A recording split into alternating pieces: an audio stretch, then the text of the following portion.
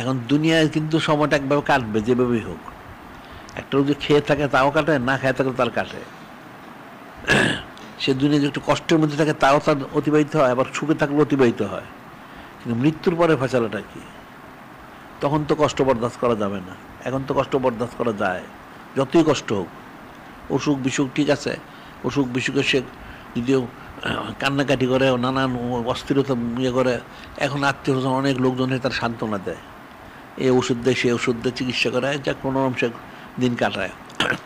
একসময় দিনটা শেষ হয়ে যায়, অসুখ বিসুখ দূর হয়, সব সে মারাও যায়। এটা একটা নির্দিষ্ট সময়ের জন্য। দুনিয়ার যত কিছু আছে সব একটা নির্দিষ্ট সময়ের জন্য।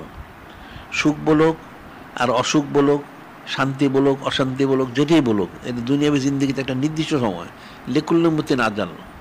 কিন্তু পরকাল তো নির্দিষ্ট সময়ের জন্য না, পরকালটা অনন্তকালের জন্য, কোনো শেষ নাই, সেখানে কোনো শেষ নাই।